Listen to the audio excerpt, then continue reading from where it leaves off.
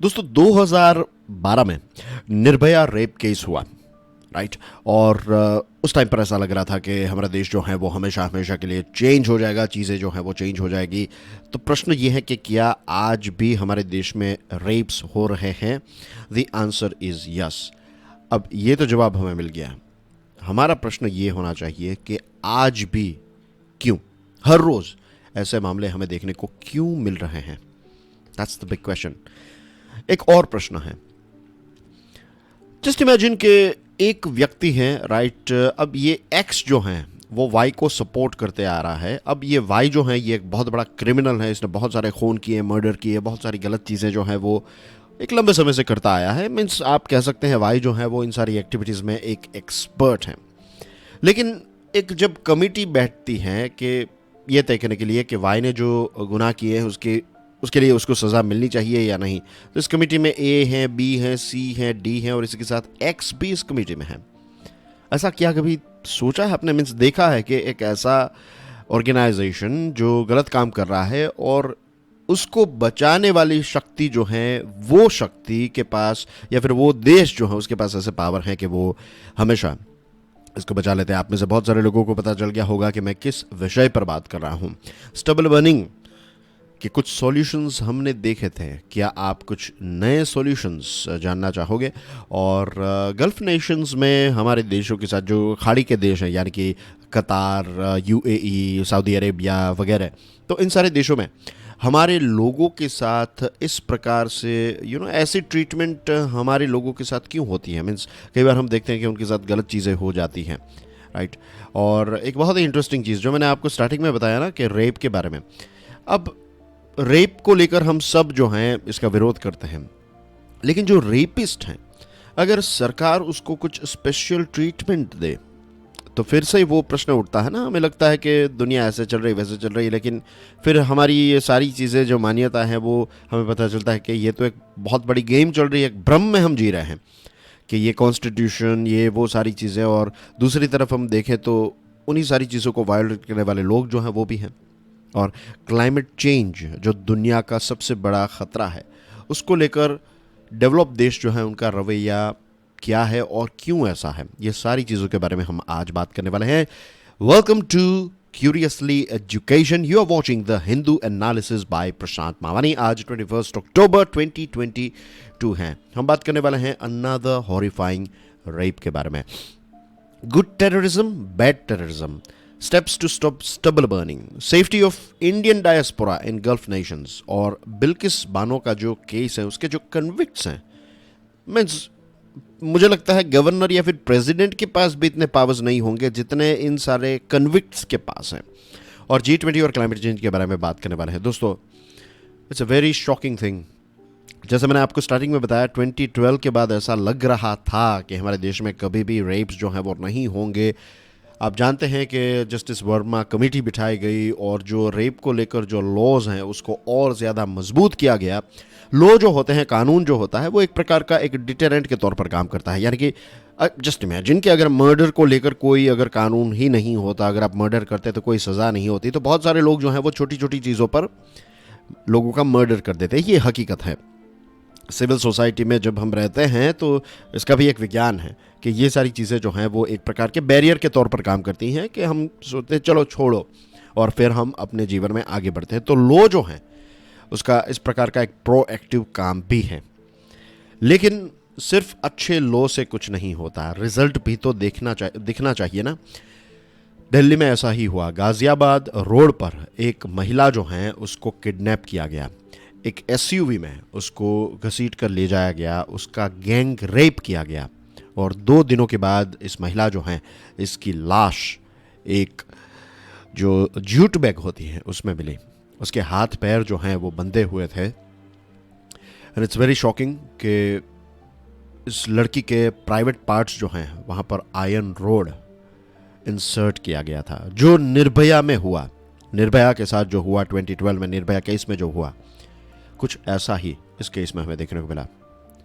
जो लोग एसयूवी चलाते हैं, जो गाड़ी चलाते हैं, आई एम श्योर उनको पता ही होगा कि 2012 में निर्भया का मीन्स मुझे नहीं लगता कि किसी को इसके बारे में ना पता हो। हाँ, कुछ ऐसे लोग हो सकते हैं, लेकिन जो ऐसे एरियाज़ में रहते हैं, कभी ना कभी तो उन्होंने सुना ही होगा कि निर्भया कांड जो है वो क्या हुआ था, कैसे सज़ा दी गई, ये वो एक्सेट्रा। और आज देखिए फिर से 2 दिन पहले ही ऐसी चीज़ जो है, कुछ दिनों पहले ही ऐसी चीज़ जो है वो हमें दिल्ली के इर्द गिर्द देखने को मिलती है। अच्छी बात यह है कि पुलिस वालों ने ये चारों के चार एक्यूज्ड जो हैं उनको पकड़ लिया है। This is a very good thing. Police ने बहुत ही कम समय में इनको पकड़ लिया, तो hats off to all those police people जो यहाँ पर इस केस में काम कर रहे थे। उन्होंने ये पकड़ा है, तो it's very brave of them कि उन्होंने पकड़ लिया, और बहुत ही आई एम श्योर बहुत अपने रिसोर्सेज और टाइम एंड एनर्जी दी होगी। 24/7 उन्होंने काम किया होगा, तब जाकर ये क्रिमिनल्स जो हैं वो उनको इतने कम समय में वो पकड़ पाए हैं। डेटा के बारे में बात करें, शॉकिंग डेटा हमारे देश का। कथुआ, उन्नाव, सूरत, मुंबई, हैदराबाद, मणिपुर, बहुत सारे ऐसे अलग अलग शहर के नाम हैं जो यहाँ पर फिट नहीं होंगे। मीन्स जितनी ये पीपीटी की स्लाइड्स है ना, सारी की सारी स्लाइड्स में अगर मैं नाम डाल दूँ तो भी ख़त्म नहीं होंगे। इतने सारे रेप के केसेस जो हैं वो हमारे देश के अलग अलग जगहों पर होते हैं।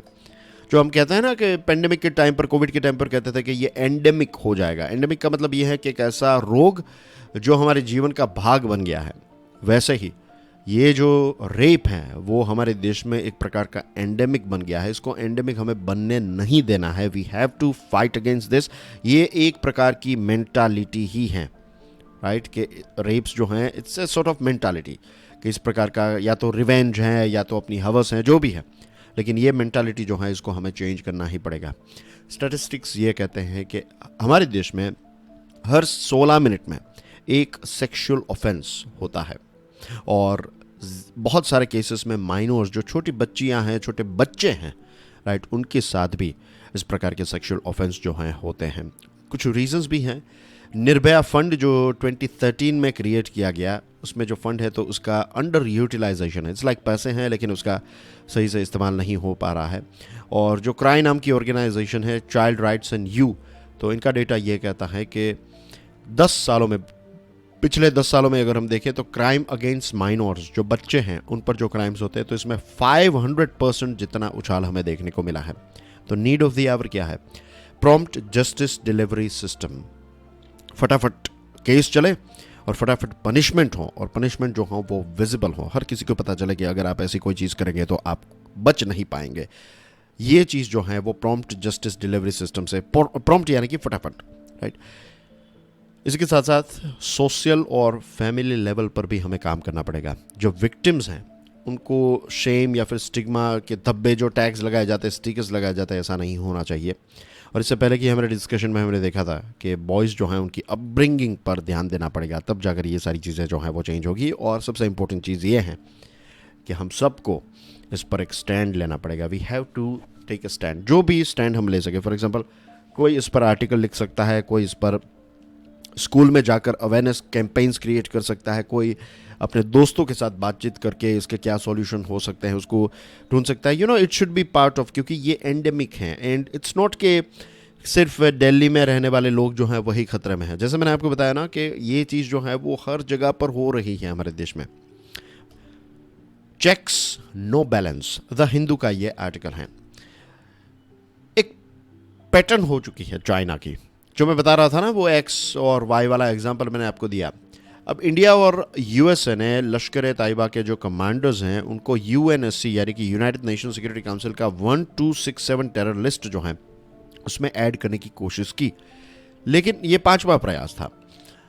जून 2022 से अगर आप गिने तो this was the 5th attempt.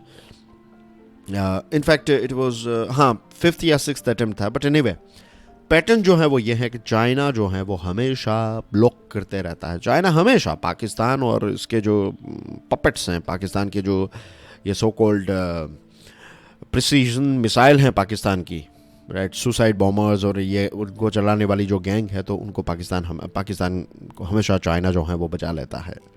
This is very very sad, right. China जो है वो एक ऐसा देश है जिसको आप प्रॉपर एग्जाम्पल कह सकते हैं, जो कहते हैं ना, गुड टेररिज्म और बैड टेररिज्म में विश्वास रखने वाला देश, जस्ट विश्वास नहीं, इसको इम्प्लीमेंट करने वाला अगर कोई देश है तो दैट इज चाइना। क्या पता है आपको गुड टेररिज्म और बैड टेररिज्म का मतलब क्या होता है? गुड टेररिज्म और बैड टेररिज्म का मतलब यह है कि अगर ये आतंकवादी हमला जो है वो हमारे दुश्मन देश पर हो रहा है तो ये आतंकवाद अच्छा है, और अगर ये आतंकवादी हमला जो है वो हमारे देश पर हो रहा है और हमें नुकसान हो रहा है तो ये जो है वो अच्छा नहीं है। इस प्रकार की पॉलिसी जो है वो फॉलो करता है चाइना। टेररिज्म के खिलाफ क्या होना चाहिए कि चाहे कहीं पर भी हो, अगर पाकिस्तान में भी टेरर अटैक होते हैं, वहाँ पर भी होते हैं, वहाँ पर भी बहुत सारे मासूम लोग जो हैं उनकी हत्या टेररिस्ट ऑर्गेनाइजेशंस करते हैं, तो हम तो उसकी भी निंदा करते हैं। दुनिया में किसी भी जगह पर अगर टेररिस्ट अटैक हो रहे हैं तो ये सारी चीज़ें जो हैं गलत है। यही एक मान्यता के साथ जो है वो सारे के सारे देशों को चलना चाहिए, लेकिन नहीं, यूनाइटेड नेशन सिक्योरिटी काउंसिल को ऐसे बनाया गया है कि वीटो पावर ऐसे देश को दिया गया है जो गलत है। इट्स लाइक कि जज जो है वो मर्डर करके आया है, अभी उसके हाथों में खून है और वो डाइस पर बैठकर डिसीजन ले रहा है कि किसको सजा मिलनी चाहिए, कौन अच्छा है कौन बुरा है। इस प्रकार की सिचुएशन जो है वो ये मजाक बन के रख गया है United Nation Security Council. To be honest, ये बात मैं और आप यहाँ पर कर सकते हैं राइट समझने के लिए, ये बातें एस जयशंकर साहब या फिर हमारे डिप्लोमेट्स नहीं कर सकते because of various different limitations. लेकिन ये सारी चीज़ें जो हैं इसको बदलने का रास्ता ऐसा नहीं है कि गुस्सा होकर इसको बदलने की कोशिश करेंगे तो ऐसा नहीं होगा। इसको बहुत ही सॉफ्टली डिप्लोमेटिकली इसको बदलना पड़ेगा, लेकिन मजाक बन के तो रह ही गया है, ये तो हकीकत है। अब इसको चेंज कैसे किया जाए, this is the most interesting part. अब ये लिस्ट जो है इसमें बहुत सारे नाम हैं, राउफ असगर, अब्दुल रहमान मक्की, फिर साजिद मीर, तालहा साइद, शाहिद महमूद, ये सारे जो लोग हैं ये बड़े बड़े टेररिस्ट्स हैं। और ये सारे के सारे लोग जो हैं या तो यूएसए के ट्रेजरी लिस्ट में हैं या फिर इंडिया के यूएपीए के लिस्ट में हैं। लंबे समय से ऐसा भी नहीं है कि नया नया लिस्ट में इनका नाम जुड़ा है राइट। ये सारे लोग जो हैं वो कहीं ना कहीं हमारी फ़्लाइट हाईजैक की थी, पार्लियामेंट पर अटैक, 26/11, पठानकोट, उरी, पुलवामा, इस प्रकार के अलग अलग जो भी ऐसे कांड हुए हैं, जो भी ऐसे अटैक्स हुए हैं भारत पर, तो इसमें ये सारे जो नाम मैंने आपको दिखाया डायरेक्टली इनडायरेक्टली ये सारे लोग जो हैं वो शामिल हैं और दुनिया पर, पूरी दुनिया को पता है कि वो दे आर डूइंग। तो भारत के पास क्या ऑप्शंस बचते हैं अगर यूनाइटेड नेशन सिक्योरिटी काउंसिल में चाइना इस प्रकार की चीज़ें करते रहता है? तो 3 ऑप्शंस हैं। नंबर 1 कि हम ये जो एफर्ट हैं वो तब तक ना करें, यूएनएससी में 1267 जो लिस्ट है उसमें चेंज करने की कोई कोशिश ना करें जब तक चाइना चेंज ना हो जाए। This is option number 1। Number 2, हम हमारे एफर्ट्स जो हैं उसको कंटिन्यू रखें और ये दिखाएं कि कैसे चाइना जो है वो वीटो पावर का दुरुपयोग कर रहा है। और नंबर 3, एक अलग से डिप्लोमेटिक चैनल जो है वो चाइना के साथ खोली जाए। इसका मतलब क्या है? इसका मतलब ये है कि वैसे जो लेट्स से के बॉर्डर को लेकर चाइना और इंडिया के बीच में बातचीत होती है, राइट, ट्रेड को लेकर बातचीत होती है, तो वैसे ये यूएनएससी के जो 1267 लिस्ट है या फिर ये जो टेररिस्ट हैं उनको लेकर एक अलग से टीम बनाई जाए और भारत के लोग और चाइना के लोग जो हैं वो डिप्लोमेट्स एक्सेट्रा वो मिलकर इस चीज़ पर डिस्कशन करें। और अगर हम चाइना का स्टैंड जो है वो चेंज कर दें, फॉर एग्जांपल जो ये एफएटीएफ हैं, राइट, एफएटीएफ के लिस्ट में जब पाकिस्तान को ऐड किया गया तो उस टाइम पर चाइना वाज नॉट हैप्पी, लेकिन फिर भारत ने कन्विंस किया और फिर बाद में ये ग्रे लिस्ट जो है उसमें ऐड हुआ। अब आने वाले समय में पाकिस्तान जो है ये एफएटीएफ के ग्रे लिस्ट में से निकलने वाला है, तो भारत को अपने सारे ऑप्शंस जो है वो चाइना के साथ खुले रखने चाहिए, राइट। यहाँ पर भी चाइना बहुत खुश होगा कि पाकिस्तान जो है वो एफएटीएफ के लिस्ट में से निकल रहा है। मीन्स पाकिस्तान जो है उसको ब्लैक लिस्ट में होना चाहिए, लेकिन वो अब इस ग्रे लिस्ट में से भी निकल जाएगा। बेसिकली ये लिस्ट में होता क्या है? प्रेशर होता है, फाइनेंशियल प्रेशर, राइट। बहुत सारा फाइनेंशियल प्रेशर जो है वो डाला जाता है ऐसे देश पर, उनको लोन नहीं मिलती और बहुत सारी चीज़ें, बहुत सारे हर्डल्स होते हैं। तो ग्रे लिस्ट जो है उससे भी डेंजरस है ब्लैक लिस्ट, लेकिन अब पाकिस्तान जो है वो ग्रे लिस्ट में के बाहर निकलने वाला है। एफएटीएफ ने कुछ उनको आई थिंक 27 या फिर 17 ऐसे कुछ पॉइंट्स दिए थे फुलफिल करने के लिए। मुझे अभी नंबर याद नहीं आ रहा है, अभी मैं एफएटीएफ की बात कर रहा हूँ आपको, तो बट आई नो कि एक लिस्ट दिया था एफएटीएफ ने कि आप इसको कंप्लीट कीजिए, उसके बाद आपको ग्रे लिस्ट में से हटाया जाएगा। तो मीन्स अब इसका रिव्यू होगा और इसमें से शायद जो है पाकिस्तान निकल जाए। तो भारत को चाइना के साथ जितने भी ऑप्शंस हैं उन सारे के सारे ऑप्शंस को एक्सप्लोर करने की ज़रूरत है, राइट। जो 3 चीज़ें मैंने आपको बताई वो 3 पॉइंट्स एक्सप्लोर करने की ज़रूरत है, उसमें से जो भी बेस्ट है उसको हम फॉलो कर सकते हैं। Addressing North India's burning issue sustainably, sorry, not substantially, sustainably. The Hindu का ये आर्टिकल है। दोस्तों, मैं उन सारी डिटेल्स में नहीं जा रहा हूँ कि इसकी वजह से कितना पॉल्यूशन हो रहा है, ये वो एक्सेट्रा, वो सारी चीज़ें आपको पता है, right. What we need to focus on कि अगर हमें क्लाइमेट गोल्स जिसमें एयर क्वालिटी, पानी, न्यूट्रिशन, इसी के साथ क्लाइमेट गोल्स, ये सारी चीज़ें अचीव करनी हैं, तो हमें एग्रीकल्चर की जो पूरी एंटायर वैल्यू चेन है उस पर काम करना पड़ेगा, उसमें एक ज़बरदस्त बदलाव जो है वो लाने की कोशिश करनी पड़ेगी। और ख़ास करके जिन जगहों पर पैडी यानी कि चावल की खेती होती है, क्योंकि चावल की खेती के बाद जो ये स्ट्रॉ होती है, इन स्ट्रॉ को जलाया जाता है, इसकी वजह से पॉल्यूशन हो रहा है। तो अगर यहाँ पर चावल ही पैदा करना बंद कर दे और इसकी जगह पर कोई दूसरे क्रॉप्स जो हैं उनको यहाँ पर पैदा किया जाए, जो यहाँ के एग्रो इकोलॉजिकल वातावरण को ध्यान में रखते हुए कौन से प्रोडक्ट्स की डिमांड हैं, कौन से हाई यील्डिंग है। फॉर एग्जांपल कॉटन को उगाया जा सकता है, मक्का है, pulses, oil seeds, right, oil seeds जो हैं इसकी शॉर्टेज काफ़ी रहती है। तो ऐसे एरियाज़ में जहाँ पर स्टबल बर्निंग हो रहा है, वे सारे एरियाज़ में चावल नहीं लेकिन उसकी जगह पर ये सारे क्रॉप जो हैं उगाया जाए तो ये प्रॉब्लम जो है वो सॉल्व हो सकता है। This is a very interesting solution of course, लेकिन इसके लिए किसानों को ट्रस्ट में लाना पड़ेगा, राइट, उनका विश्वास जो है वो जीतना पड़ेगा, उनको पार्टनर्स बनाना पड़ेगा और उनको जो भी फाइनेंशियल सपोर्ट चाहिए स्टार्टिंग में वो भी प्रोवाइड करना पड़ेगा। और इसके साथ साथ हमें ये भी पॉलिसी लेवल पर, नीति के लेवल पर देखा जाए तो एग्रीकल्चर, न्यूट्रिशन, पानी, एनवायरनमेंट, ये सारी चीज़ें और इसके साथ साथ इकोनॉमी जो है वो सारी चीज़ें एक दूसरे के साथ जुड़ी हुई है। ये बात जो है वो सरकार के साथ साथ किसानों को भी समझने की ज़रूरत है और ये अवेयरनेस क्रिएट करने का काम जो है वो ऑफ कोर्स सरकार का है।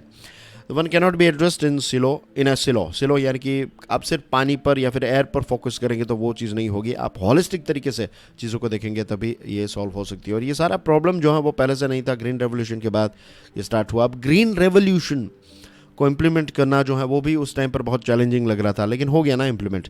वैसे ही यहाँ पर क्रॉप डाइवर्सिफिकेशन जो है वो फिलहाल चैलेंजिंग लगेगा, लेकिन ये भी हो सकता है अगर राइट स्टेप्स लिए जाए और राइट इंसेंटिव्स क्रिएट किए जाए। And again let me remind you कि हमेशा वही चीज़ काम करती है जिसमें अगर रिवॉर्ड्स हैं, राइट, अगर आपको लगेगा इट्स लाइक कि आप कोई नई हैबिट डेवलप करना चाहते हैं तो उस हैबिट में अगर आपको कोई बेनिफिट मिलेगा, रिवॉर्ड मिलेगा तो वो आप हैबिट करेंगे। अगर उसमें पेन ही मिल रहा है, कोई फ़ायदा नहीं मिल रहा है तो वो चीज़ आप कंटिन्यू नहीं करेंगे। Simple is that. This is how human brain works. Death of a worker, Indian Express का ये आर्टिकल है। नवंबर में कतार फीफा वर्ल्ड कप 2022 होस्ट करने वाला है और दुनिया भर के सॉकर फैंस जो हैं वो कतार जाएंगे, लेकिन बहुत कम लोगों को पता होगा कि वहाँ के स्टेडियम्स जो हैं, बड़े बड़े स्टेडियम्स, कुछ 8 अलग अलग स्टेडियम्स में ये मैचेस जो हैं वो होने वाले हैं। 8 से भी ज़्यादा हो सकते हैं, बट जहाँ तक मुझे पता है 8 स्टेडियम्स में होने वाले हैं। तो बहुत कम लोगों को पता होगा दोस्तों कि ज़्यादातर यहाँ पर जो कंस्ट्रक्शन का काम है, ये जो स्टेडियम्स वगैरह जो हैं, तो वो भारत के लोगों ने, ऐसा नहीं है सिर्फ भारत के लोगों ने, पाकिस्तान के लेबर्स थे, बांग्लादेश के थे, फिलीपाइंस के थे, लेकिन सबसे ज़्यादा नंबर्स की बात करें तो भारत के जो मज़दूर हैं उन्होंने अपना खून पसीना बहाकर ये स्टेडियम्स या फिर ये गल्फ़ नेशन के, बहुत सारे गल्फ़ नेशन के जो इंफ्रास्ट्रक्चर हैं तो उसमें इंडियन वर्कर्स ने काफ़ी योगदान दिया है। ऑफकोर्स मुफ्त में नहीं दिया, उनको भी सैलरी मिली, लेकिन हमने काम तो किया है वहाँ पर, हमारे लोगों ने वहाँ पर काम किया है। अब ये सारी बातें हम क्यों कर रहे हैं? ये बातें इसलिए कर रहे हैं क्योंकि वहाँ पर बहुत सारे हमारे लोग जो हैं उनकी मृत्यु भी हो जाती है और वहाँ की जो कतार की supreme committee of delivery and legacy जो हैं, जो कतारी ऑर्गेनाइजेशंस हैं, जो इस प्रकार के इवेंट्स, जो ये फुटबॉल एक्सेट्रा ये इवेंट्स होते हैं, इन सारे इवेंट्स को बेसिकली मैनेज करने का काम करती है। तो यहाँ पर ये कहा गया है कि सिर्फ 3 ही ऐसे लोग हैं जिनकी काम को लेकर, काम की वजह से उनकी मृत्यु हुई है। ये स्टेडियम बनाने के वक्त काम की वजह, काम करते करते उनके एक्सीडेंट एक्सेट्रा होने की वजह से सिर्फ 3 ही लोगों की मृत्यु हुई है। इंडियन एक्सप्रेस न्यूज़पेपर ने ये पाया है कि कुछ 40 जितने लोगों की मृत्यु हुई है। और इंडियन एक्सप्रेस जो है तो इसकी टीम ने ये जो फैमिलीज़ हैं, जो ऐसे 9 लोग थे जो जिनकी मृत्यु हो गई, तो उनको कांटेक्ट किया, उनको मिले एक्सेट्रा, और फिर पता चला कि बेसिकली उनको कॉम्पनसेशन जो मिलना चाहिए, ये कॉम्पनसेशन आज भी नहीं मिला है। The Supreme Committee has admitted that there is room for improvement in enhancing standards of welfare, but a part of the responsibility also lies with Indian government, union and state for ensuring the well-being of the migrant workforce. ये जो supreme committee है कतार की, उसका कहना यह है कि हाँ, इसमें थोड़े बहुत इंप्रूवमेंट्स जो है वो किए जा सकते हैं, लेकिन ये सिर्फ कतार की सरकार की रिस्पॉन्सिबिलिटी नहीं है, राइट। ये रिस्पॉन्सिबिलिटी हमारे देश की सरकारों की भी है, सेंट्रल गवर्नमेंट और स्टेट गवर्नमेंट्स, ये दोनों मिलकर जो है वो हमारे माइग्रेंट वर्कफोर्स जो हैं इनके हित के लिए काम कर सकते हैं। माइग्रेंट वर्कर्स जो हैं वो हमारे देश की इकोनॉमी के लिए एक बहुत इंपॉर्टेंट रोल प्ले करते हैं। यस, मैंने कहा हमारे देश के। आप सोच रहे होंगे कि ये लोग तो यूएई चले गए, कतार चले गए, सऊदी अरेबिया और दूसरे देश चले गए, और आप कह रहे हैं कि हमारे देश के लिए। यस, हमारे देश के कुछ 8 मिलियन लोग गल्फ़ कंट्रीज़ में काम करते हैं। 8 मिलियन यानी कि 80 लाख लोग जो हैं वो हमारे देश के वहाँ पर काम कर रहे हैं गल्फ़ कंट्रीज़ में। और पता है हर साल वो कितना रेमिटेंस हमारे देश को देते हैं? $25 बिलियन का। रेमिटेंस का मतलब पता है ना, जो पैसे वो बचाते हैं मजदूरी मेहनत करके, जो भी पैसे बचाए, तो लेट्स से अगर उन्होंने 30,000 रुपये कमाए, उनका खर्च जो है वो 15,000 रुपये हुआ, तो 5,000 अपने पास रखेंगे और बाकी के 10,000 रुपये जो है वो घर भेजेंगे, भारत भेजेंगे। तो ऐसे 10,000, 15,000, 50,000 का टोटल अगर एक साल में लगाया तो it is $25 billion. $25 billion, just imagine कितनी बड़ी अमाउंट है। तो ये एक बहुत ही इंपॉर्टेंट रोल प्ले करते हैं। इनफैक्ट ग्रीन रेवोल्यूशन के बारे में हमने बात की ना, ग्रीन रेवोल्यूशन सक्सेसफुल भी इसलिए हुआ क्योंकि पंजाब और उस इर्द गिर्द के एरिया के लोग जो हैं वो कनाडा, यूके एक्सेट्रा ये सारे देशों में सेटल हो गए थे। वहाँ पर से जो रेमिटेंस आ रहा था, इसकी वजह से यहाँ पर ट्रैक्टर्स, ये सारी चीज़ें जो हैं वो लोग खरीद पाएँ। तो रेमिटेंस जो है वो एक देश के डेवलपमेंट के लिए बहुत इंपॉर्टेंट काम करता है। फॉर एग्जाम्पल यूके को देख लीजिए। यूके जो हैं वो जब जो ईस्ट इंडिया कंपनी यहाँ पर आई तो वो क्या कर रहे थे? वो रेमिटेंस ही भेज रहे थे ना वापस। वही रेमिटेंस के माध्यम से वो एक दुनिया का सबसे ताकतवर देश एक समय था जब बन गया। आज तो उनकी हालत जो है वो थोड़ी ख़राब है in terms of economy and politics. तो रेमिटेंस की ये ताकत होती है, राइट। और ज़्यादातर हमारे जो लोग हैं जो गल्फ़ रीजियंस में काम करते हैं, तो ये या तो सेमी स्किल्ड हैं या तो अनस्किल्ड हैं, यानी कि वो उतने पढ़े लिखे अवेयर नहीं है, तो उनको एक्सप्लॉइट करना जो है वो थोड़ा इजी बन जाता है उन लोगों के लिए। और वहाँ पर जाने के लिए जो स्पॉन्सरशिप और परमिट होती है, तो वहाँ के स्पॉन्सर्स और एम्प्लॉयर्स जो हैं तो उनका एक अपर हैंड रहता है, क्योंकि अब यहाँ से मजदूरी करने के लिए जा रहे हैं तो वो थोड़ी अपने बॉस के साथ मैं और आप करेंगे वैसे नेगोशिएशन कर पाएगा, राइट। उसको तो बताया जाएगा कि चल ये काम करना है, वो काम करना है, और लगा दिया जाएगा, राइट। तो इस प्रकार से बहुत सारे लोगों के साथ ये चीज़ होती है। तो सिस्टम जो है वो गल्फ़ स्पॉन्सर्स और जो एम्प्लॉयज़ हैं उनके पक्ष में ज़्यादा है। और एडमिनिस्ट्रेशन जो है गल्फ़ नेशन का वो भी उतना कोई ट्रांसपेरेंट नहीं है। तो ये सारे इश्यूज़ तो चलो हैं वहाँ पर, राइट।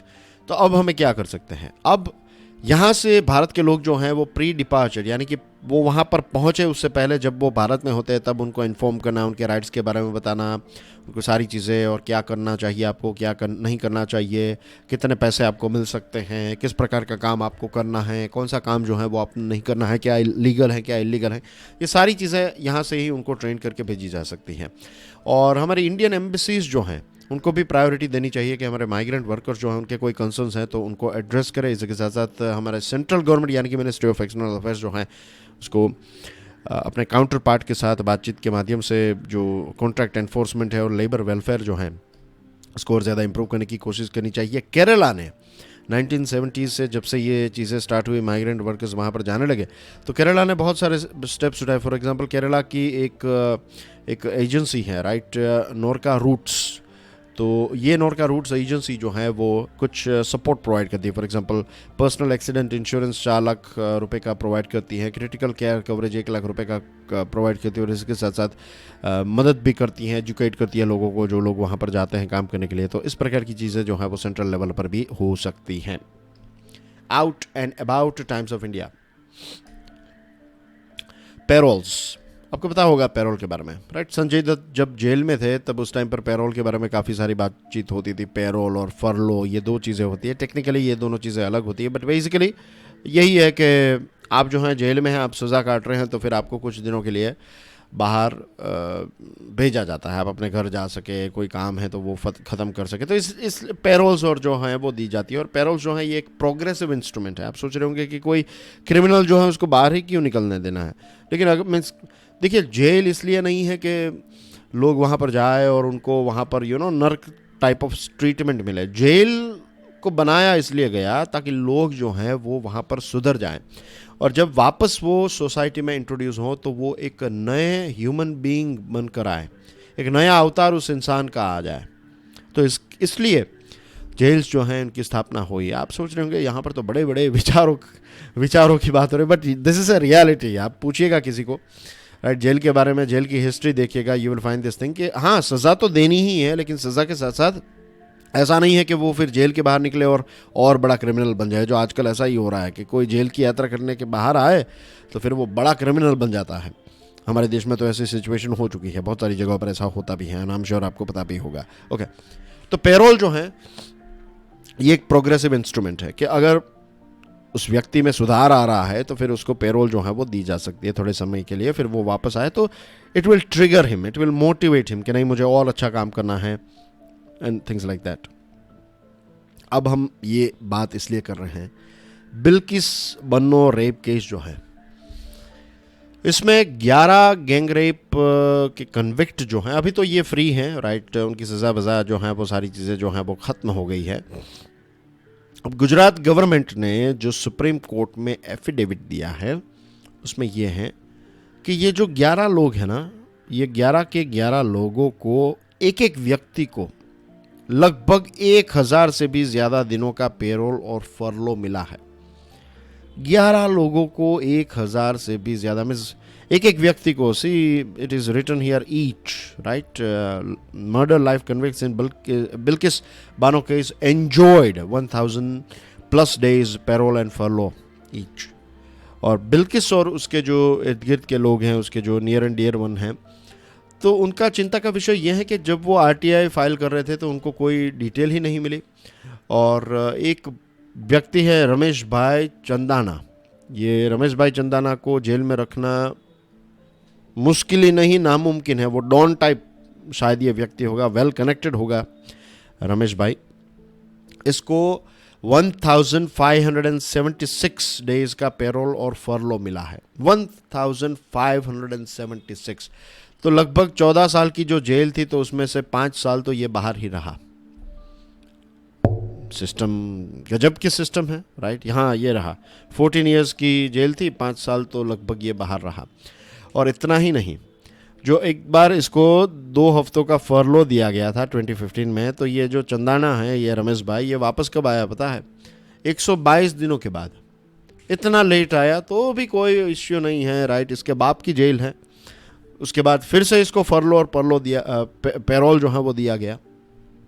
तो यहाँ पर क्लियर सिस्टम, मीन्स मेरे और शब्दों की ज़रूरत आई एम श्योर नहीं है, पता चल गया ना कि किस प्रकार से ये सारी चीज़ें जो हैं वो एक दूसरे के साथ कनेक्टेड हैं। और कितने भी अच्छे ऑफिसर, ये राम रहीम का केस देख लीजिए, अब कन्विक्टेड हैं, राइट, 3 हीनियस क्राइम की है इसने, और इसको भी 2 पेरोल और 1 फरलो जो है इसी साल मिल चुकी है।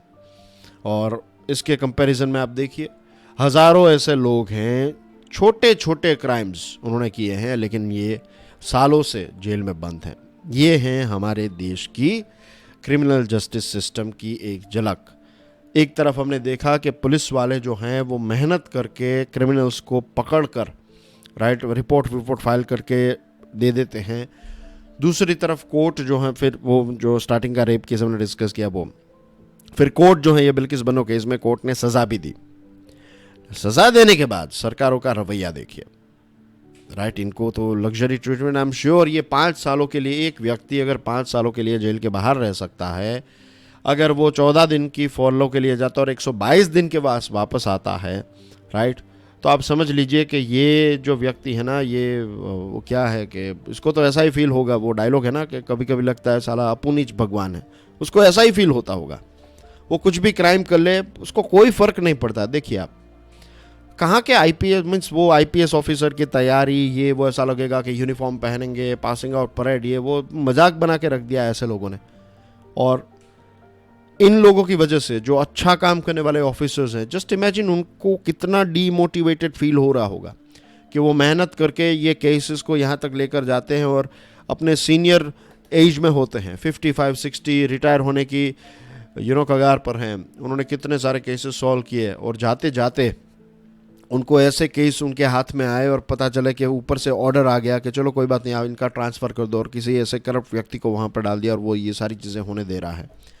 एक बार इमेजिन करके देखिए, राइट, यू विल फील कि आपको है ना, आपके मीन्स आपको ह्यूमिलिएट किया जा रहा है, आपकी ईमानदारी जो है उसको ऐसा दिखाया जा रहा है कि इसकी कोई औकात नहीं है। ऐसा ही फील होता होगा उन ऑफिसर्स को जो अच्छा काम कर रहे हैं, लेकिन ये सिस्टम जो है वो उनको कुछ करने नहीं देती। लक्ष्मण नस्कर केस है, सुप्रीम कोर्ट 2000 का ये जजमेंट है, सुप्रीम कोर्ट का जजमेंट है, और इसमें यह है कि रेमिशन should be considered only when the offence is an individual act of crime without affecting the society at large.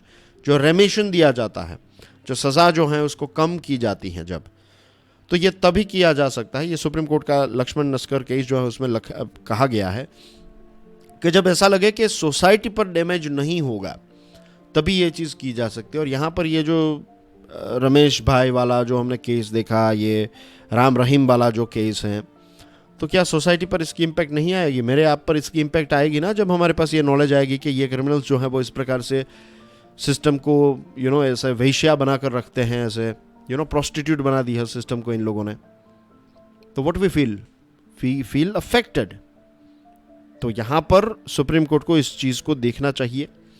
और रेमिशन का जो डिसीजन लिया गया है यहाँ पर गुजरात में, ये जो बिल्किस बन्नो वाला जो केस है उसमें, तो उसकी जुडिशियल स्क्रूटिनी होनी चाहिए। और जितने जितने लोग इसमें हैं उन सारे के सारे लोग जो हैं उनको फिर उनके ऊपर भी कार्यवाही होनी चाहिए। तो कोर्ट में also note that while the CBI officer, Mumbai के ट्रायल कोर्ट के जज, right, superintendent of police, district magistrate of Dahod, ये सभी लोगों ने इसका विरोध किया था कि ये जो रेमिशन है वो नहीं होना चाहिए।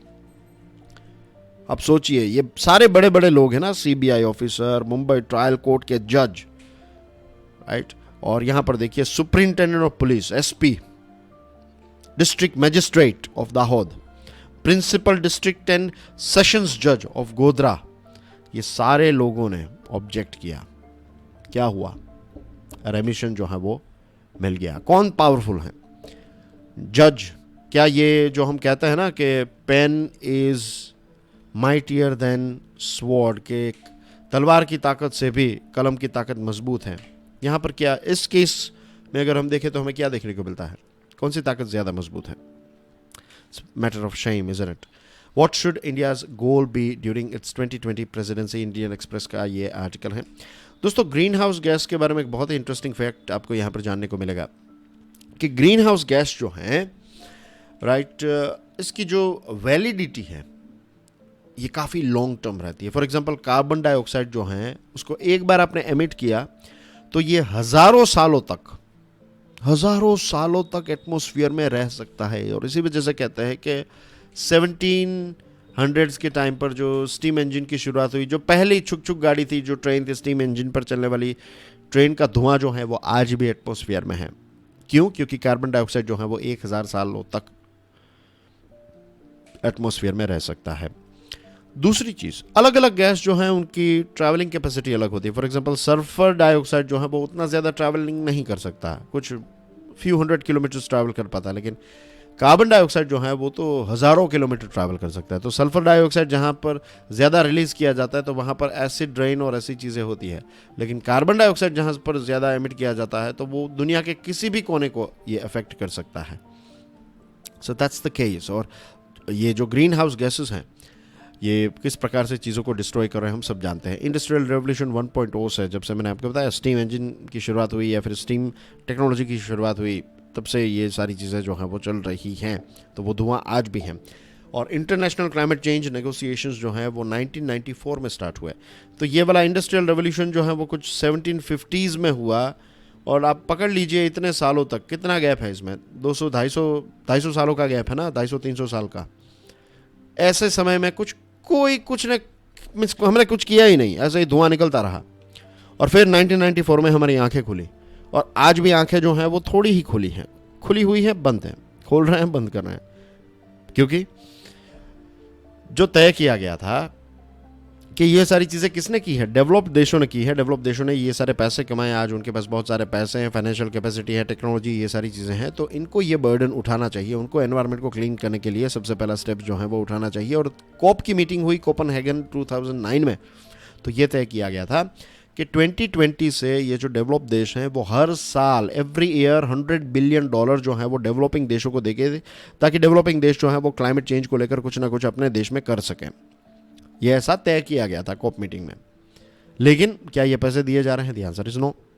कुछ नहीं दिया जा रहा है। और 2015 में पेरिस कॉप के जो गोल सेट किए गए तो उस टाइम पर भी यह तय किया गया था कि ये पैसे जो है नहीं नहीं हम टाइम पर दे देंगे, 2020 से आपको हर साल मिलने लगेंगे, लेकिन ऐसा कुछ हुआ नहीं है।